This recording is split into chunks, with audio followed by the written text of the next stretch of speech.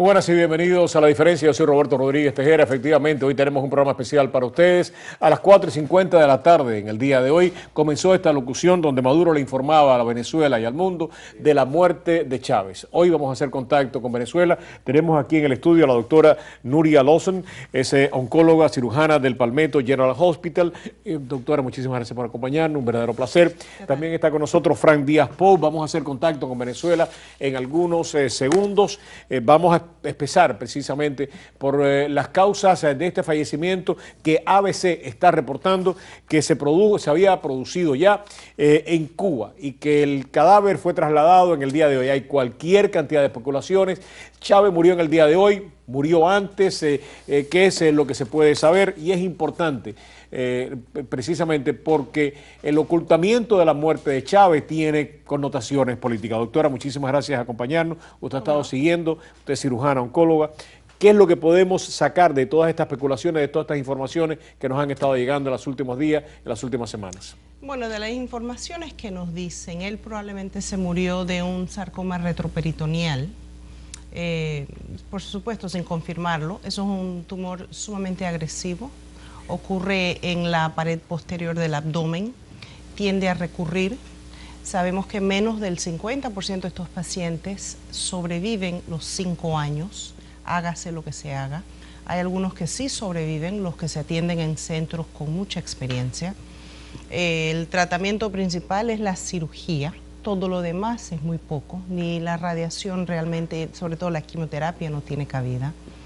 Cuando recurre es un desastre, hay que tratar de quitar el tumor, pero ahora recurre agarrándose a todos los órganos alrededor.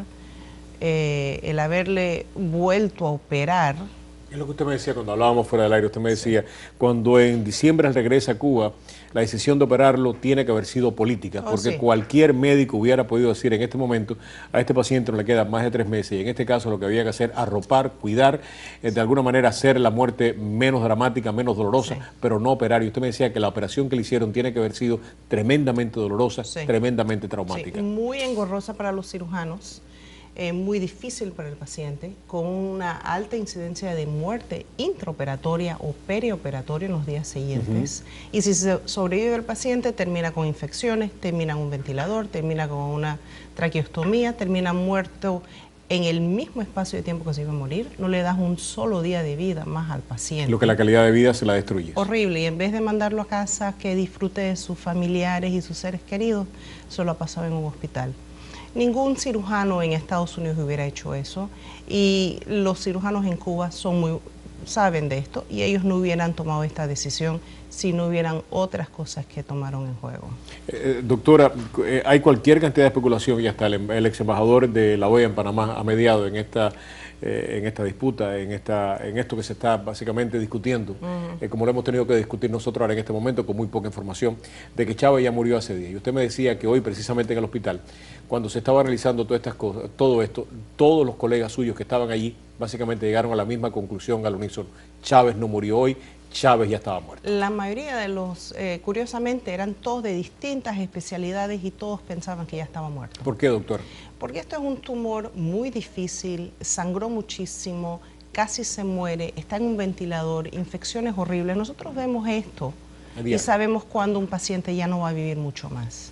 Yo creo que ellos exageraron, puede que él haya sobrevivido, pero realmente más muerto que vivo, si es que es verdad que regresó a Venezuela.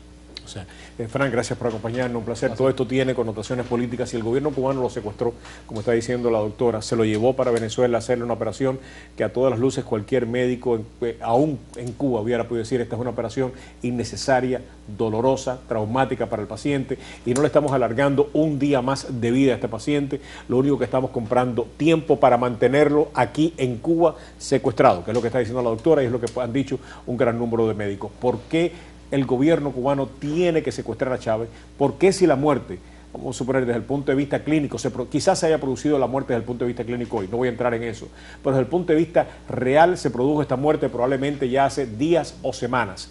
¿Por qué todo esto? Bueno, en realidad aquí hay un problema constitucional, siguiendo la propia Constitución bolivariana, de la transmisión de poderes. Y eso es una cosa siempre, en todo sistema político, bastante difícil.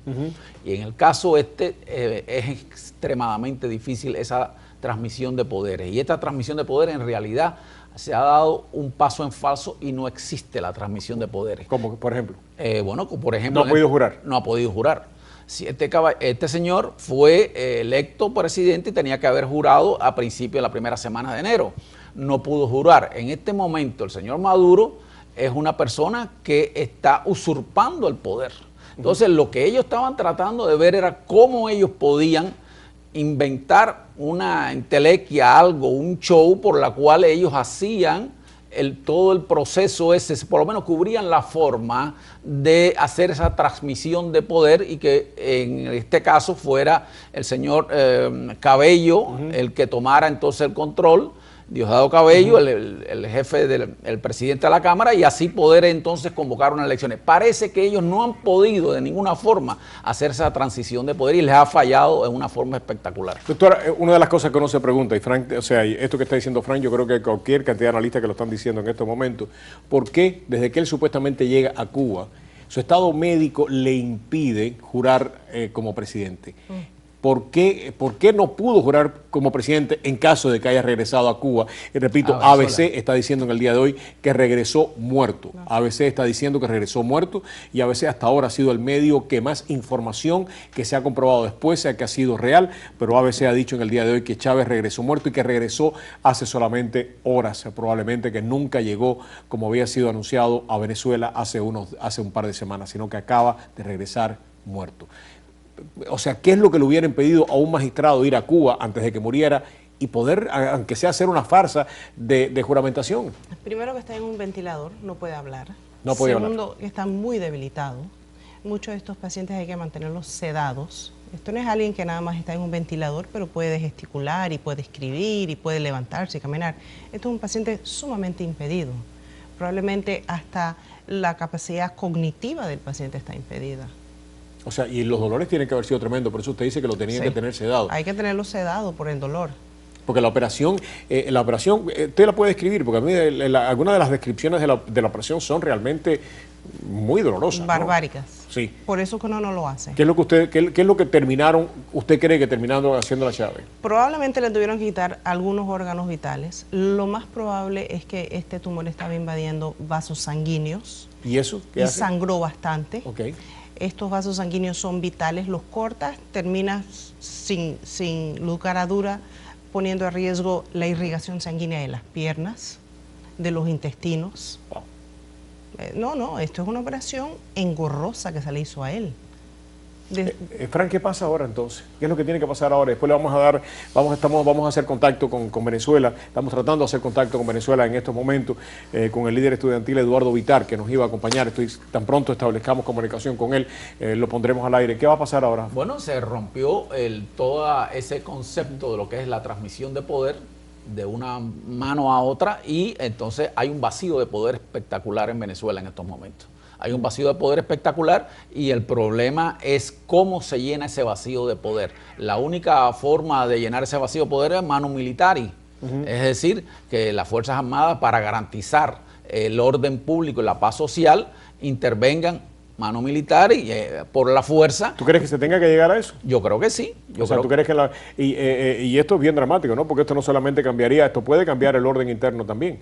Por supuesto, por supuesto. Y esto pusiera quizás a Cabello en una posición muchísimo más protagónica que le tiene en estos momentos, ¿no? Que esa es la gran, que siempre se vio así. Cabello, desde el punto de vista, siguiendo todo el procedimiento normal establecido por la misma constitución que ellos hicieron, la constitución bolivariana, Cabello tenía que haberse declarado una ausencia parcial o total del presidente y entonces Cabello tomaba temporalmente el control del país y no lo hicieron.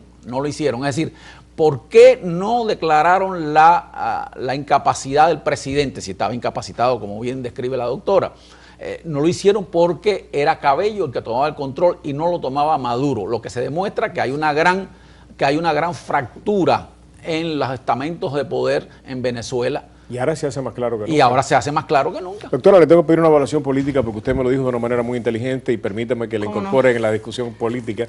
Aunque Pero no usted, soy experta en política. pero no, al en contrario, medicina. su evaluación fue tremendamente interesante e importante de compartir con nuestros televidentes. Y era lo que había sucedido hoy en la expulsión de 2 funcionarios norteamericanos. Y usted hacía un análisis bien inteligente que quisiera que lo compartiera con los televidentes. ¿Por qué usted le da importancia a esto? Bueno, lo que necesitamos saber es qué es lo que va a hacer el gobierno y qué trayectoria va a tomar el gobierno venezolano ahora. Y yo creo que es significativo que han tomado una posición agresiva contra los americanos tan rápidamente después de la muerte de Hugo Chávez. Y eso de expulsar diplomáticos americanos es una acción bastante agresiva. Obviamente ellos están pensando que la mejor defensa es una buena ofensa. Y se puede especular que eso es lo que probablemente van a hacer. Van a ser mucho más agresivos en los próximos días. Mucho más agresivos en los próximos días. Como venezolana, este análisis que hace Frank Bueno, yo soy de Panamá. De Panamá, perdón. Ajá.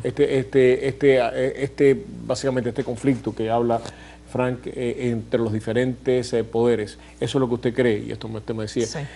que termina básicamente de alguna manera dejando que Chávez no participe en absolutamente nada. Porque me decía Miguel algo bien interesante, me lo decía ahora por el oído, de que en ningún momento Chávez se pudo comunicar. Quisiera que me hablara de esto. Vamos a pasar a publicidad y regresamos aquí a marcar la diferencia en solamente unos segundos en este programa especial.